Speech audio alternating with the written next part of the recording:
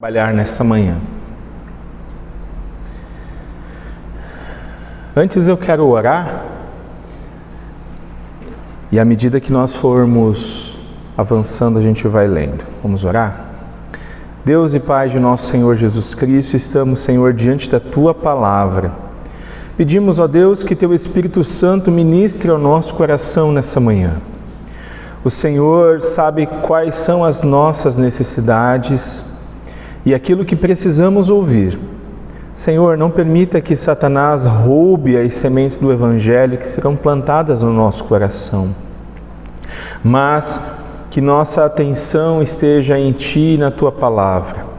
Não permita, Senhor, também que eu me desvie do Teu Evangelho. Pelo contrário, Senhor, que a Tua Palavra seja viva na minha boca, para nossa edificação. Assim oramos em nome de Jesus. Amém. O tema do meu sermão nessa manhã é: somos chamados a vigiar, confiar e perseverar. Esse é o chamado de Jesus para nós. Nós somos chamados a confiar, vigiar e perseverar. Na semana passada, nós vimos os primeiros 4 versos desse capítulo que eu chamei de uma introdução. E nós vimos Jesus fazendo a predição da destruição do templo.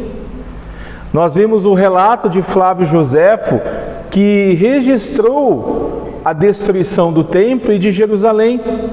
Nós precisamos lembrar também que predição não é adivinhação, pelo contrário, predição é anunciar de forma antecipada aquilo que vai acontecer. Nada vai mudar, vai acontecer daquela mesma forma. E é o que Jesus está fazendo agora no Monte das Oliveiras. Não ficará pedra sobre pedra, aquela construção maravilhosa, aquele templo. Eu até coloquei no grupo uma imagem de como que seria o templo, coberto de ouro. É lindo, né? Quando nós olhamos, eu nunca tive o privilégio de ver pessoalmente, mas eu imagino que se você teve o privilégio de ver, por exemplo, o Templo de Salomão lá no Brás, a construção é linda. Agora pensa uma construção maior do que essa e toda coberta de ouro e mármore. Seria fantástico. Você não imagina, quando você olha para o templo lá do Edir, né, em São Paulo, você não pensa que aquele templo vai cair. É ou não é verdade? Você não fica imaginando, poxa, foi tão bem feito. Mas um dia aquele templo sim será destruído, né? Mas Jesus está agora, ele predisse a destruição do templo e consequentemente de Jerusalém ao longo desse capítulo. Toda a cidade receberá o juízo de Deus. Eu quero reforçar mais uma vez, meus irmãos, que nós estamos diante de um texto extremamente difícil, complicado mesmo de entender. Mas o contexto imediato, o que vem antes e o que vem depois, nos dá facilita o nosso entendimento.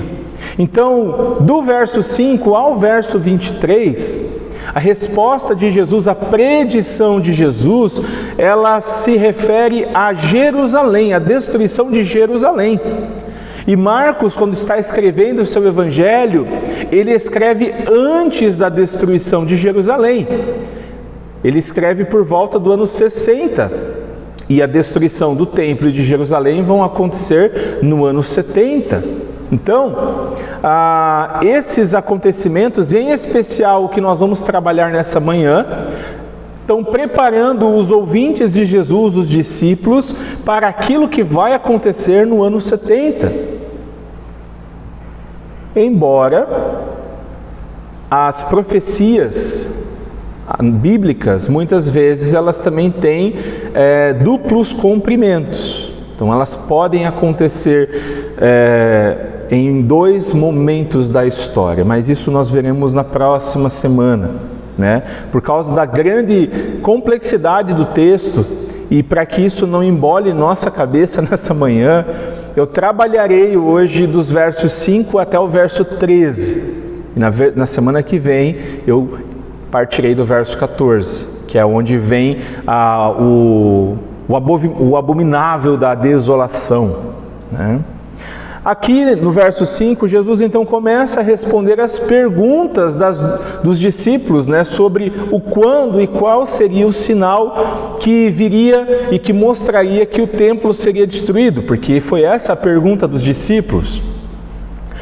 Quando nós olhamos para esse capítulo de Marcos, nós percebemos que o autor não faz o registro do discurso de Jesus com o objetivo de nos dar um registro histórico e detalhado do que iria acontecer. O propósito de Marcos é exortar os seus leitores a serem fiéis naquele momento, no meio das decepções, provações e sofrimento. Esse é o objetivo de Marcos.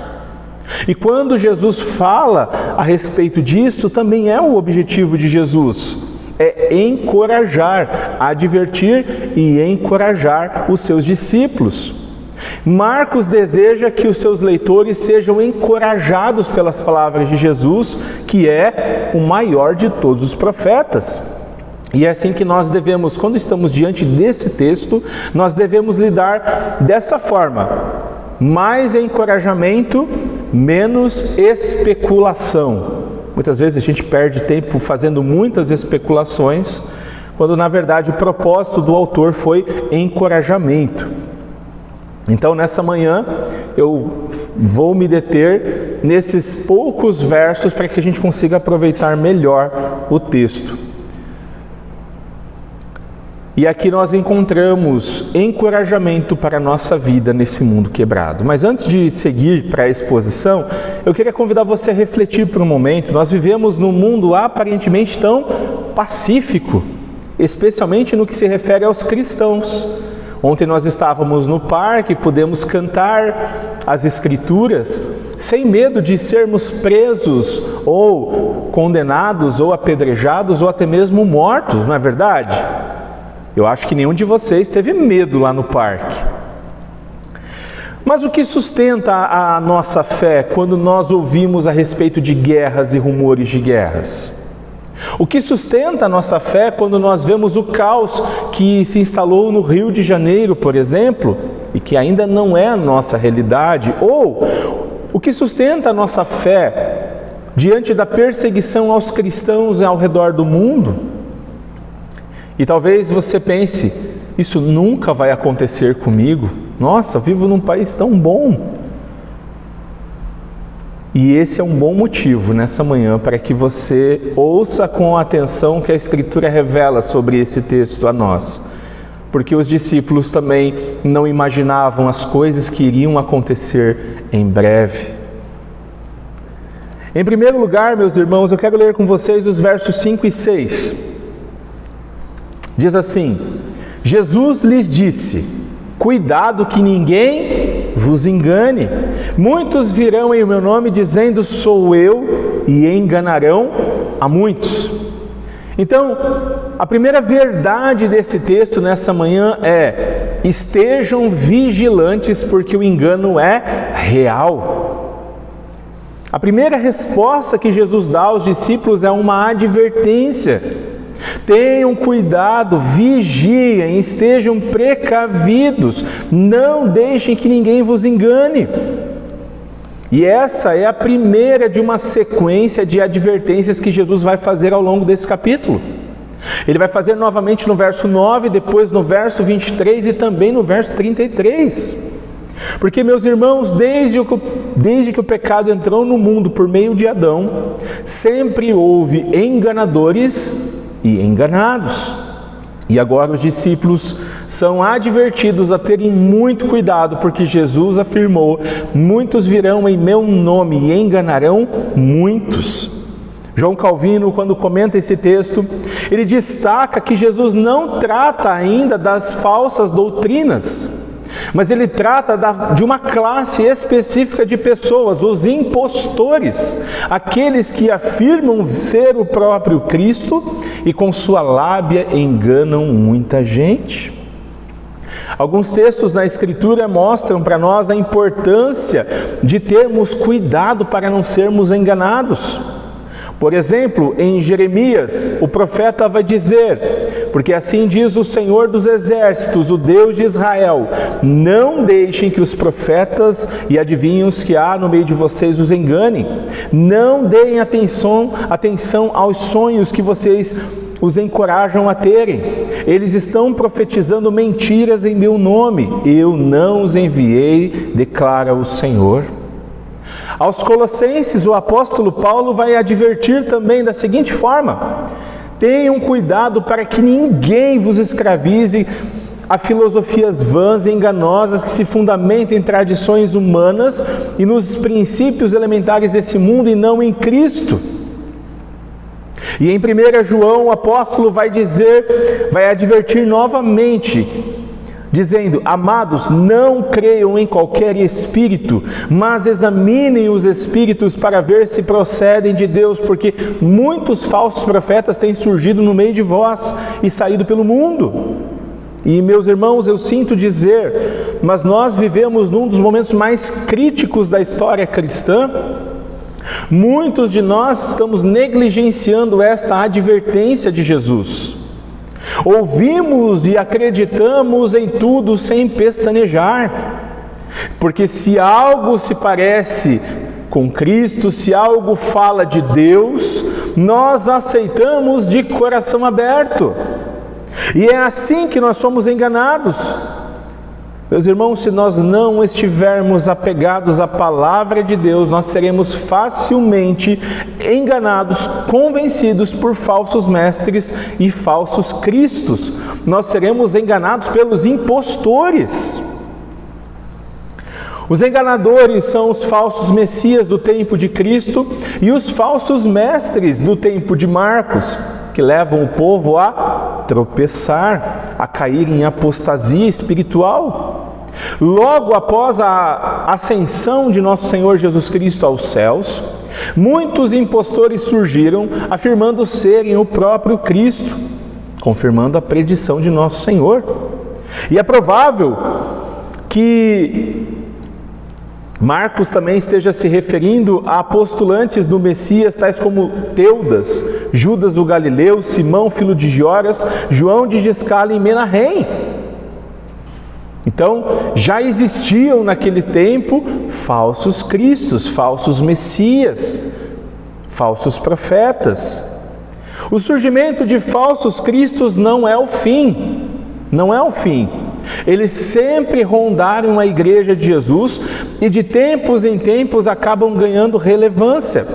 E é por isso, meus irmãos, que nós precisamos conhecer o Cristo verdadeiro, verdadeiro Deus, verdadeiro homem. Em segundo lugar, a segunda grande verdade desse texto vai estar nos versos 7 e 8. Acompanhe comigo, diz assim: quando ouvirem falar de guerras e rumores de guerras, não tenham medo. É necessário que tais coisas aconteçam, mas ainda não é o fim.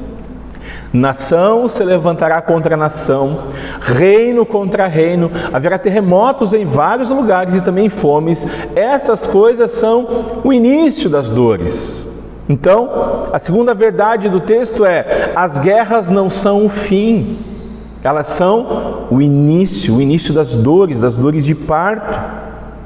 Da mesma forma que o engano, as guerras também têm origem lá na queda, lá no Éden. Quando nós olhamos para Gênesis capítulo 1 e 2, nós cantamos agora há pouco, né? Deus criou todas as coisas belas, bonitas, pelo poder da sua palavra.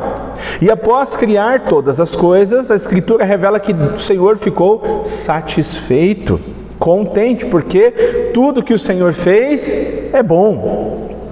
Mas Adão escolheu pecar, desobedecer ao Senhor. A única lei que o Senhor tinha instituído, ele resolveu desobedecer.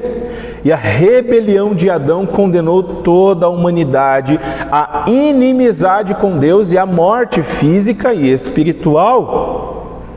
Muita coisa mudou, meus irmãos, desde os dias de Adão e Eva. Mas algo permanece: o homem continua em guerra com Deus. E não apenas em guerra com Deus, mas o homem continua em guerra com aqueles que carregam a imagem de Deus. No final do capítulo 3 de Gênesis, nós vemos a expulsão de Adão e Eva do jardim-templo. O Éden, quando foi criado e o homem foi colocado lá, o propósito original de Deus era que aquele lugar fosse um templo e que o homem saísse pelo mundo e constituísse locais de adoração e estabelecessem imagens de Deus em toda a face da terra. E o Éden continuaria sendo esse local de adoração. Mas o ser humano é expulso de lá pelo Senhor, provando que agora eles não são mais amigos, eles são inimigos. O Senhor está em guerra com eles. Eles não são bem recebidos no Éden. Eles não são bem-vindos no paraíso. Eles não podem mais entrar. E o Senhor colocou anjos com espadas flamejantes, proibindo a entrada. E é interessante, meus irmãos, porque logo em seguida, e nós não sabemos quantos anos depois, Adão e Eva tiveram Caim e Abel. E é interessante, um parênteses aqui, Eva acreditou que Caim seria o Messias, mas não era. E aí nós vemos logo no capítulo 4, Caim cometendo o primeiro assassinato da história, deixando muito claro a guerra que há entre o homem e Deus, e o homem e a criação de Deus, o homem e aqueles que carregam uma imagem de Deus. E daquele momento em diante nós vemos a humanidade presenciando milhares de guerras e rumores de guerra. E no primeiro século da era cristã não foi diferente. A guerra judaico-romana começa no ano 66 dessa era, e no ano 70 o ponto alto dela é a destruição do templo e da cidade de Jerusalém. Naquela ocasião, mais de 1 milhão de pessoas foram assassinados. Mais de 1 milhão de judeus foram assassinados na destruição de Jerusalém. E essa guerra tem fim no ano 73 depois de Cristo. Mas isso não é o fim, é o princípio das dores. Na verdade, Jesus afirma que é necessário ser assim, é necessário que hajam guerras e rumores de guerra. Mas nada escapa ao controle soberano de Deus, porque todas as coisas estão debaixo do seu domínio. Assim como os primeiros leitores desse evangelho, nós também precisamos lembrar todos os dias que o nosso Deus é o Deus que controla o universo pelo poder da sua palavra. Não devemos ficar preocupados com o que os nossos olhos enxergam, com o que os nossos ouvidos escutam por meio das mídias. Precisamos lembrar que Cristo considerou o suficiente exortar os discípulos para que preparassem sua mente a fim de suportar e permanecer firme, porque essa era a vontade de Deus, é o que diz João Calvino. Quando estivermos diante de uma situação que sugira o contrário, nós devemos lembrar daquilo que a Escritura fala. Abra comigo o Salmo 46, eu quero ler com você nessa manhã o Salmo 46.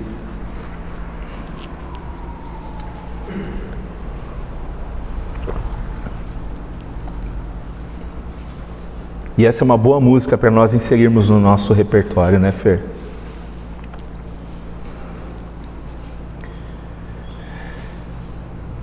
É impossível não ler o Salmo 46 e não lembrar da música 46. Diz assim, vamos lá.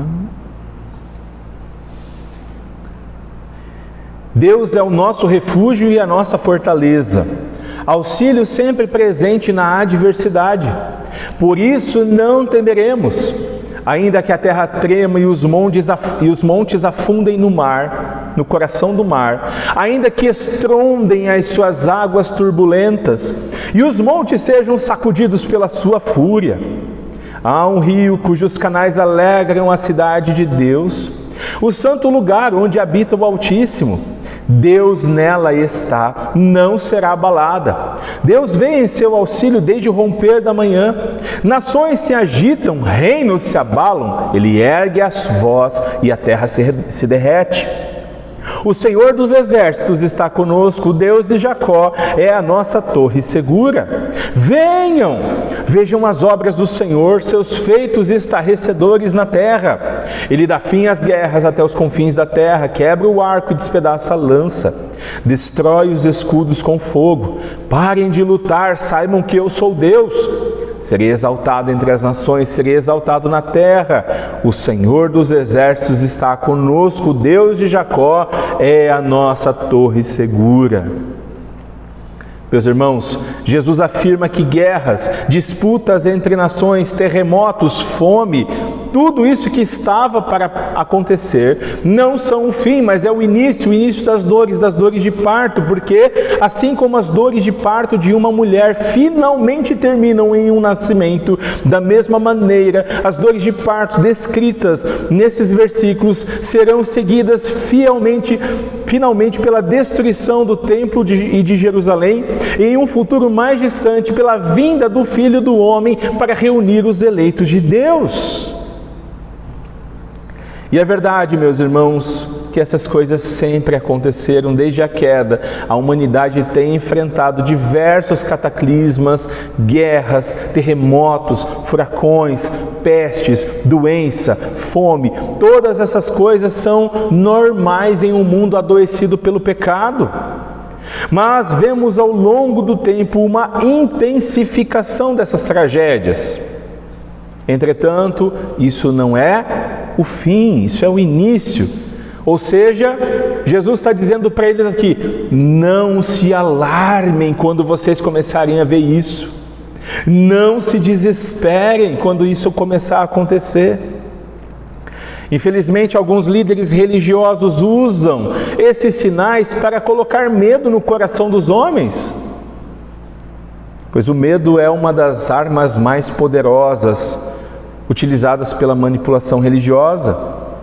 Nós não precisamos temer o fim dos tempos. O que realmente nós precisamos é descobrir como está o nosso relacionamento com Deus. Nós estamos em paz com Deus ou ainda estamos em guerra com o Criador? Somos amigos ou inimigos de Deus?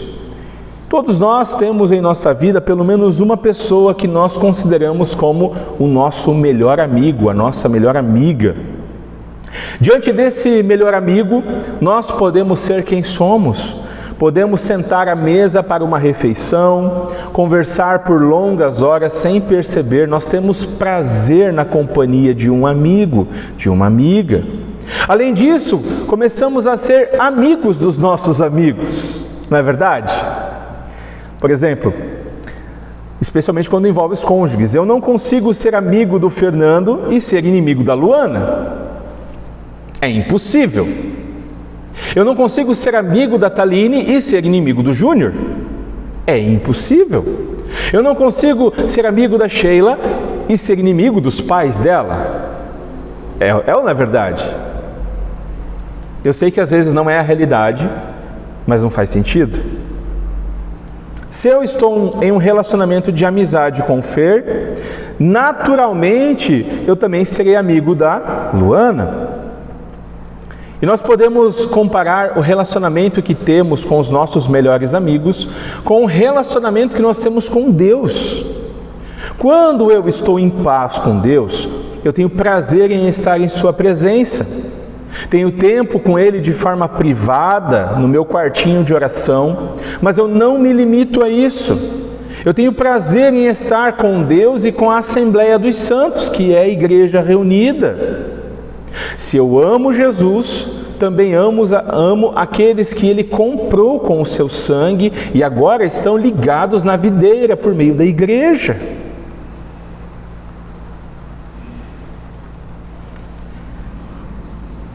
Dando seguimento, vamos aos versos 9 e 10. Jesus vai dizer mais uma vez: fiquem atentos, pois vocês serão entregues aos tribunais e serão açoitados nas sinagogas. Por minha causa vocês serão levados à presença de governadores e reis como testemunho a eles, e é necessário que antes o evangelho seja pregado a todas as nações. A terceira verdade desse texto, meus irmãos, é: fiquem atentos e usem as oportunidades para a pregação do Evangelho. É a segunda advertência de Jesus aos discípulos. Eles devem estar precavidos para o que vai acontecer, porque em breve eles seriam entregues às sinagogas, aos tribunais, eles seriam açoitados, perseguidos, e isso aconteceria por um único motivo: eles eram discípulos de Jesus. Não é porque eles tinham cometido um crime, o crime deles era ser cristão. E o propósito de Deus, de acordo com Jesus, é que por meio desse sofrimento, dessa perseguição, eles dessem testemunho, anunciando o Evangelho de Cristo em todos os lugares, porque isso faria com que o nome de Jesus seria conhecido em toda a face da terra. O comentarista vai dizer: a advertência não é feita para que os crentes consigam escapar das perseguições, mas se preparem para elas. Na semana que vem nós veremos uma advertência contrária, Jesus dizendo: fujam, fujam, quando vocês virem o abominável da desolação, fujam. Mas aqui, quando Jesus fala sobre perseguição, ele não fala fujam, ele fala se preparem, em frente. No começo desse evangelho, nós vimos um padrão de repetição: João Batista, Jesus e os discípulos. João e Jesus foram chamados, comissionados e enviados a pregarem o evangelho. Eles foram perseguidos e enfrentaram as consequências pela sua fidelidade a Deus. Nós vimos que João Batista perdeu a cabeça, literalmente. Cortaram fora a cabeça de João Batista. Jesus ainda não perdeu a cabeça. Ele perderá a vida e ele está caminhando para isso. Em algum momento, no capítulo 15, nós veremos Jesus sendo morto. Os discípulos não são maiores do que o seu mestre. Eles enfrentarão as mesmas consequências pela sua fidelidade a Jesus. Eles serão entregues para ser julgados, serão perseguidos por causa de Jesus. Isso é bem diferente da ideia popular de que os cristãos serão poupados de perseguição ou tribulação e serão arrebatados do meio delas.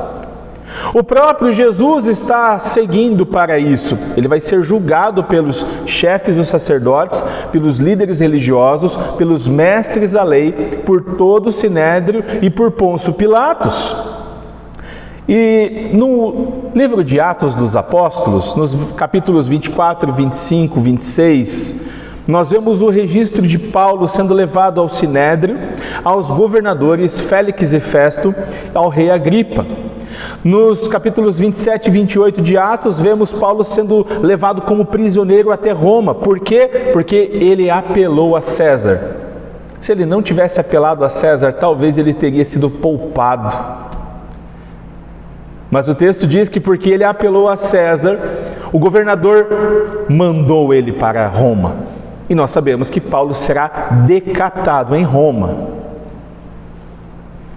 Vamos ler alguns trechos desse texto de Atos. Abra comigo em Atos capítulo 24. Atos 23, verso 11. No verso 6 do capítulo 23, Paulo vai falar a respeito da sua esperança na ressurreição dos mortos. E no verso 11 do capítulo 23, Paulo vai dizer, aliás, a Escritura nos diz: na noite seguinte, o Senhor, pondo-se ao lado dele, de Paulo, disse: coragem, assim como você testemunhou a meu respeito em Jerusalém, deverá testemunhar em Roma também. Ou seja, nada que Paulo tivesse feito diferente ia mudar o rumo, ele ia até Roma testemunhar. Vá ao capítulo 24, a partir do versículo 10, vamos ler um trecho que diz assim, a partir do verso 10. Quando o governador lhe deu o sinal para que falasse, Paulo declarou: sei que há muitos anos tem sido juiz nesta nação, por isso, de bom grado faço minha defesa. Facilmente poderás verificar que há menos de 12 dias subi a Jerusalém para adorar a Deus. Meus acusadores não me encontraram discutindo com ninguém no templo, nem incitando uma multidão nas sinagogas ou em qualquer outro lugar da cidade. Tampouco podem provar-te as acusações que agora estão levantando contra mim. Confesso-te, porém, que adoro o Deus dos nossos antepassados como seguidor do caminho, a que chamam seita. Creio em tudo o que concorda com a lei e no que está escrito nos profetas, e tenho em Deus a mesma esperança desses homens, de que haverá ressurreição tanto de justos como de injustos. Por isso, procuro sempre conservar minha consciência limpa diante de Deus e dos homens. Vamos ao verso 24 agora, no capítulo 24 ainda. Agora nós vamos ver Paulo pregando o evangelho ao governador Félix e sua esposa. Vários dias depois, Félix veio com Drusila, sua mulher, que era judia. Mandou chamar Paulo e o ouviu falar sobre a fé em Cristo Jesus. Quando Paulo se dispôs a discorrer a respeito da justiça, do domínio próprio e do juízo vindouro, Félix teve medo e disse: basta por enquanto, pode sair. Quando achar conveniente, mandarei chamá-lo de novo. Ao mesmo tempo, esperava que Paulo lhe oferecesse algum dinheiro, pelo que mandava buscá-lo frequentemente e conversava com ele. Passados 2 anos, Félix foi sucedido por Pórcio Festo. Todavia, porque desejava manter a simpatia dos judeus, Félix deixou Paulo na prisão. Abra agora no capítulo 26 de Atos, no verso 4, nós veremos agora Paulo pregando o evangelho diante do rei Agripa. Ou seja, e aí nós precisamos entender que não era uma visita evangelística, era um julgamento, e a estratégia de Paulo não é se defender, é pregar o evangelho. Verso 4 em diante. Todos os judeus sabem como tenho vivido desde pequeno, tanto em minha terra natal como em Jerusalém. Eles me conhecem há muito tempo e podem testemunhar, se quiserem, que, como fariseu, vivi de acordo com que a seita mais severa da nossa religião. Agora estou sendo julgado por causa da minha esperança no que Deus prometeu aos nossos antepassados. Esta é a promessa que as nossas 12 tribos esperam que se cumpra, cultuando a Deus com fervor dia e noite. É por causa desta esperança, ó rei, que estou sendo acusado pelos judeus. Por que os senhores acham impossível que Deus ressuscite os mortos? Eu também estava convencido de que deveria fazer todo o possível para me opor ao nome de Jesus o Nazareno. E foi exatamente isso que fiz em Jerusalém. Com a autorização dos chefes dos sacerdotes, lancei muitos santos na prisão. E quando eles eram condenados à morte, eu dava o meu voto contra eles. Muitas vezes ia de uma sinagoga para outra a fim de castigá-los e tentava forçá-los a blasfemar. Em minha fúria contra eles, cheguei a ir a cidades estrangeiras para persegui-los. Numa dessas viagens, eu estava indo para Damasco com autorização e permissão dos chefes dos sacerdotes. Por volta do meio-dia, ó rei, estando eu a caminho, vi uma luz do céu mais resplandecente que o sol, brilhando ao meu redor e ao redor dos que iam comigo. Todos caímos por terra. Então ouvi uma voz que me dizia em aramaico: Saulo, Saulo, por que você está me perseguindo? Resistir ao aguilhão só lhe trará dor. Então perguntei: quem és tu, Senhor? Respondeu o Senhor: sou Jesus, a quem você está perseguindo. Agora levante-se e fique em pé. Eu apareci para constituí-lo servo e testemunha do que você viu a meu respeito e do que lhe mostrarei. Eu o livrarei do seu próprio povo e dos gentios aos quais eu o envio para abrir-lhes os olhos e convertê-los das trevas para a luz, do poder de Satanás para Deus, a fim de que recebam o perdão dos pecados e herança entre os que são santificados pela fé em mim. Assim, rei Agripa, não fui desobediente à visão celestial. Preguei em primeiro lugar aos que estavam em Damasco, depois aos que estavam em Jerusalém, em toda a Judéia e também aos gentios, dizendo que se arrependessem e se voltassem para Deus, praticando obras que mostrassem o seu arrependimento. Por isso os judeus me prenderam no pátio do templo e tentaram matar-me, mas tenho contado com a ajuda de Deus até o dia de hoje. Por esse motivo estou aqui e dou testemunho, tanto a gente simples como a gente importante. Não estou dizendo nada além do que os profetas profetas e Moisés disseram que haveria de acontecer, que Cristo haveria de sofrer e, sendo o primeiro a ressuscitar dentre os mortos, proclamaria luz para o seu próprio povo e para os gentios. Aleluia. Paulo não estava sendo julgado pela transgressão da lei. O crime de Paulo era ser cristão, discípulo de Jesus. E como discípulo de Jesus, ele anunciava o Evangelho em todas as oportunidades. Esse é o crime de Paulo. É por isso que ele vai ser decapitado em Roma. Ele morre por sua fidelidade ao seu Senhor e Salvador Jesus Cristo. Marcos está procurando explicar como, mediante o nada agradável meio de perseguição, o testemunho cristão perante governadores e reis ajudará a levar a pregação do Evangelho a todas as nações. Um outro comentarista vai dizer que a tarefa principal da igreja, quer seus membros estejam sendo julgados sob pena de morte ou não, é testemunhar a todas as nações. Versos 11 e 12, Marcos 13, versos 11 e 12, vamos novamente para a quarta verdade desse texto, um encorajamento. Sempre que forem presos e levados a julgamento, não fiquem preocupados com o que vão dizer. Digam tão somente o que for dado a vocês naquela hora, pois não serão vocês que estarão falando, mas o Espírito Santo. O irmão trairá seu próprio irmão, entregando-o à morte, o mesmo fará o pai a seu filho. Filhos se rebelarão contra seus pais e os matarão. Em quarto lugar, meus irmãos, não tenham medo. Não tenham medo.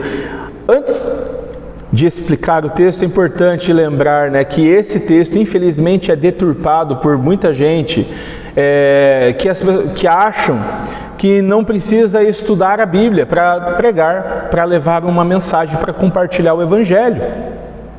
E falam assim, não, porque na hora Deus vai me fazer lembrar de tudo, mas de tudo o que? Se você não estudou nada, se você não leu, se você não pesquisou, se você não se aprofundou, não mergulhou no texto bíblico.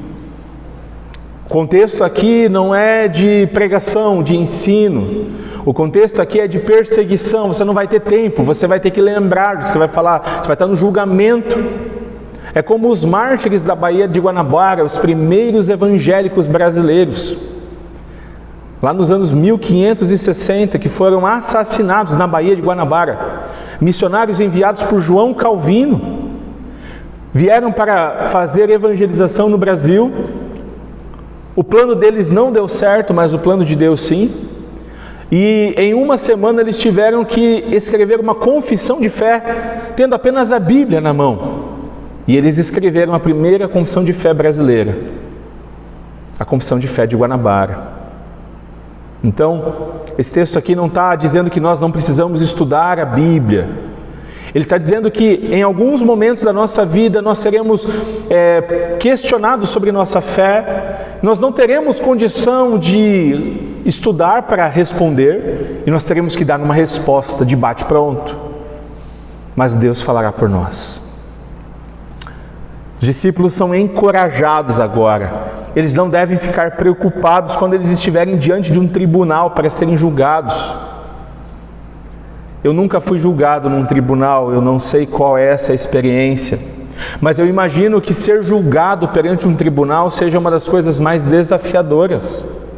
Ter que testemunhar num tribunal deve ser uma das coisas mais desafiadoras, mas os discípulos não deveriam ter medo, porque aquele momento iria chegar. Veja, Jesus não está dando uma alternativa, um plano B, não, vai acontecer, vocês serão levados.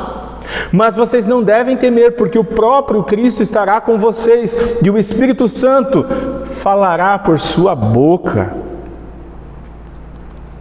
E aí nós precisamos lembrar que quem está ouvindo esse Evangelho, os primeiros leitores, aqueles que estavam com Jesus quando Jesus falou essas palavras, eram pessoas com pouca instrução, a maioria deles.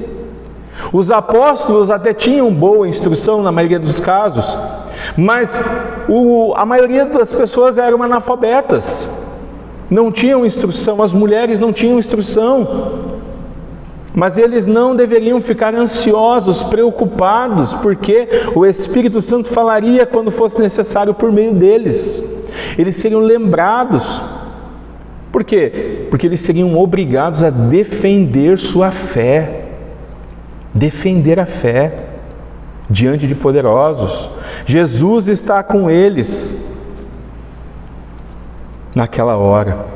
E em Marcos 12, então, Jesus prediz que os discípulos serão traídos até mesmo por seus familiares, ou seja, a perseguição que eles vão enfrentar não vai estar restrita apenas às pessoas de fora, mas vai estar dentro de casa, no local mais sagrado do ser humano, que é o lar. Nós não temos exemplos de traições familiares no Novo Testamento, mas isso aconteceu ao longo da história da igreja, de pais que entregavam seus filhos para serem presos porque abandonaram a religião e se entregaram a Jesus, de filhos que entregavam seus pais. Isso acontece até hoje lá na Índia, por exemplo. Acontece em países onde o islamismo domina, que as pessoas não podem. Por exemplo, eu conheci lá em São Paulo um irmão chamado Obad. Ele veio do Afeganistão, ele e a sua família, e eles se converteram. E por causa da conversão deles, eles tiveram que sair de onde eles estavam lá no Afeganistão. E eles encontraram no Brasil um lugar para recomeçar suas vidas. Porque a perseguição familiar foi terrível. Terrível. Eles quase perderam a vida. Caminhando para o fim, meus irmãos, Marcos 13:13. Jesus diz: todos odiarão vocês por minha causa, mas aquele que perseverar até o fim será salvo. Perseverem até o fim. Essa é a quinta verdade desse texto nessa manhã. Custe o que custar, devemos permanecer fiéis, inabaláveis, firmes. O mestre não engana os seus alunos, pelo contrário, ele os prepara para o dia que há de acontecer. Vai chegar um tempo em que eles serão odiados por todos, pelo simples fato de serem cristãos. E a palavra todos é importante nós entendermos aqui quem são esses todos. É todas as pessoas, sem exceção? Não. Aqui o todos são todos os grupos de pessoas, os governantes, os líderes religiosos, escravos, cidadãos livres, criminosos, filósofos, a família e assim por diante. E meus irmãos, isso iria acontecer não porque os discípulos eram maus cidadãos, maus empregados, maus patrões, maus pais, mães, mas porque o evangelho que eles dão testemunho é ofensivo. O evangelho é ofensivo. Porque o evangelho nos ensina a universalidade do pecado, ou seja, nós aprendemos no evangelho que todos nascem em pecado. O evangelho é ofensivo porque ele nos ensina que nada que nós venhamos a fazer pode resolver esse problema chamado pecado. Nenhuma obra humana é capaz de provocar a salvação, o amor de Deus, a graça de Deus. Somente a graça de Deus em nós.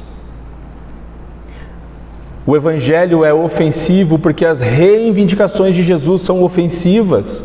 Jesus não deseja apenas 1/3 da nossa vida, 1/10 do nosso tempo. Jesus deseja toda a nossa vida, a nossa completude, corpo e alma, espírito, coração. O evangelho é ofensivo porque ele estabelece um padrão moral elevado. É por isso que o evangelho é ofensivo. E o verso 13, então, termina com uma preciosa promessa de Jesus. Este é um dos mais importantes encorajamentos do Salvador àqueles que estão prestes a enfrentar profunda perseguição e morte. Aquele que perseverar até o fim será salvo. Lembre-se daquilo que Jesus tinha dito lá no capítulo 8 de Marcos. E lá ele diz assim, 8,35: pois quem quiser salvar a sua vida perderá, mas quem perder a sua vida por minha causa a salvará. Nesse verso aqui, meus irmãos, Jesus não está ensinando para nós a possibilidade de perda de salvação. Não é isso que Jesus está ensinando. Pelo contrário, Jesus está encorajando os seus discípulos a serem fiéis, a manterem os seus olhos fixos no prêmio, na coroa da vida, que está reservada a nós. O Novo Testamento está repleto de textos que têm esse encorajamento, essas promessas. E como eu disse na semana passada, Jesus é o maior de todos os profetas. As suas palavras são dignas de confiança porque tudo o que ele falou já aconteceu e algumas coisas ainda vão acontecer, mas ele é digno de confiança porque ele não mente. Uma dessas promessas está em Tiago, que diz assim: feliz é o homem que persevera na provação, porque depois de aprovado receberá a coroa da vida que Deus prometeu aos que os amam. Eu quero terminar, meus irmãos, com algumas aplicações práticas nessa manhã. Em primeiro lugar, nós devemos examinar tudo à luz das Escrituras. Nós devemos nos aprofundar no conhecimento das Escrituras. Nós precisamos conhecer o Cristo verdadeiro. Como que nós vamos saber se estamos diante de um falso Cristo, diante de um falso mestre, se nós não conhecemos aquilo que Deus fala sobre Cristo, aquilo que a palavra de Deus fala sobre o verdadeiro Cristo? Não tem como nós reconhecermos, diferenciarmos.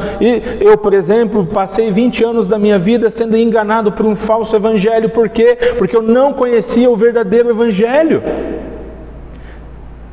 Não é apenas porque eu era burro, tolo, mas porque eu negligenciei a advertência de Jesus de ficar atento e de conhecê-lo.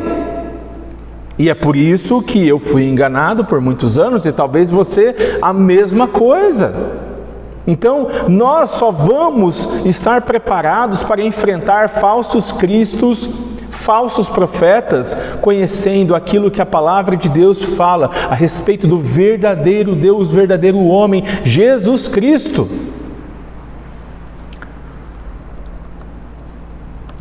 Devemos priorizar a participação nos estudos bíblicos que a igreja oferece.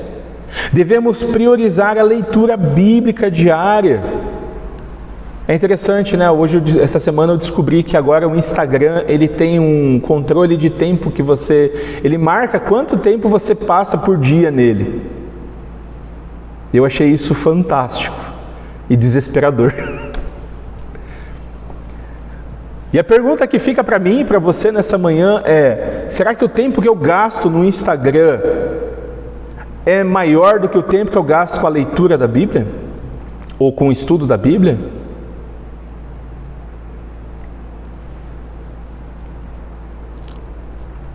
Quem tem formado a nossa fé?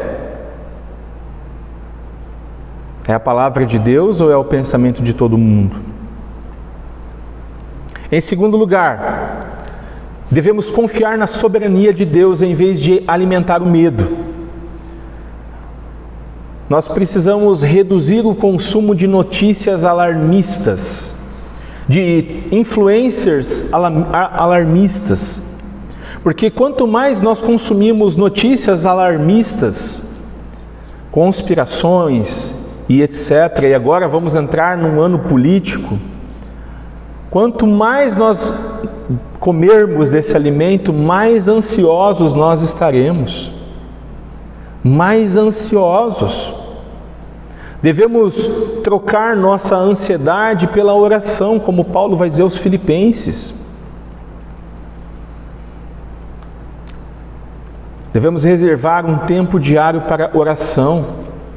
E talvez você vai dizer assim: poxa, mas é difícil parar um tempo. Então aproveita no momento que você está no carro, que você está indo para o trabalho, ou que você está voltando do trabalho. O tempo que você tem na mesa. Aproveite esses momentos para ter em oração, criar esse hábito de oração, porque quanto mais nós orarmos, menos ansiosos nós estaremos. Quanto mais nós conhecermos a Escritura e as promessas de Deus, menos ansiosos nós estaremos. Em terceiro lugar, devemos usar oportunidades difíceis para colocar Jesus no palco, colocar Jesus no centro, para proclamar o Evangelho.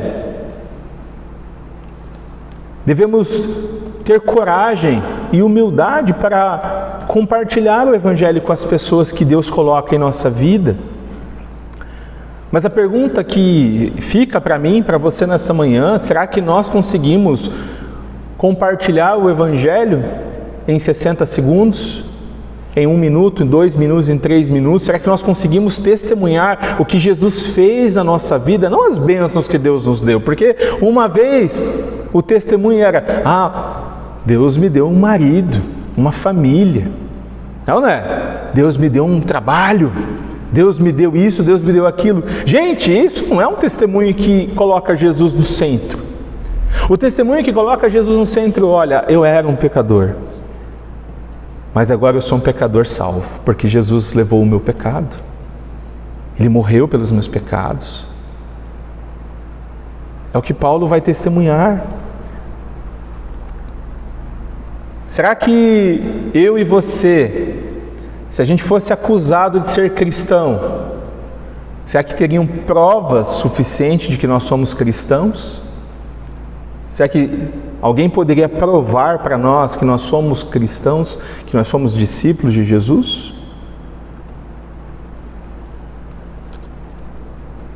Por fim, permaneçam fiéis, mesmo em meio ao sofrimento e à perseguição. Nós não sabemos quando vamos enfrentar perseguição. Nós vivemos num país teoricamente livre, mas a verdade é que se nós formos levar o Evangelho para a nossa vida pública, nós seremos perseguidos.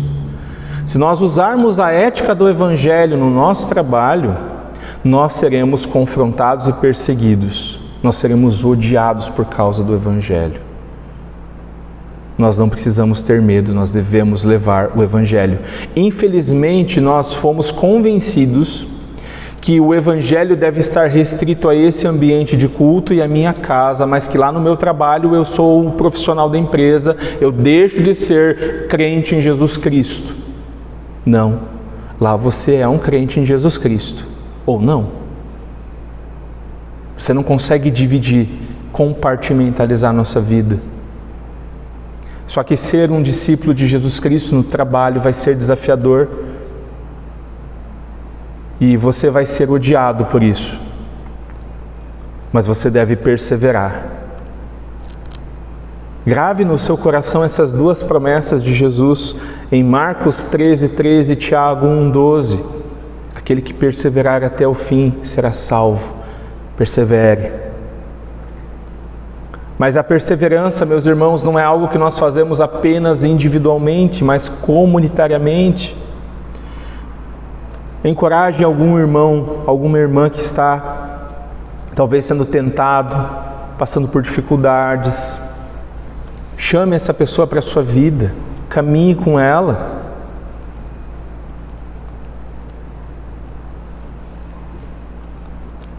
Não apenas isso, crie relacionamentos. Seja um instrumento nas mãos do Senhor. Amém? Então vamos orar. Obrigado, Senhor, pela Tua palavra nessa manhã, pelo Teu Evangelho. Nos ajude, Senhor, a vivermos agora para a glória do Teu nome. Que essas verdades fiquem gravadas em nosso coração e que o Senhor seja glorificado, ó Deus. Assim oramos em Teu nome, Jesus. Amém.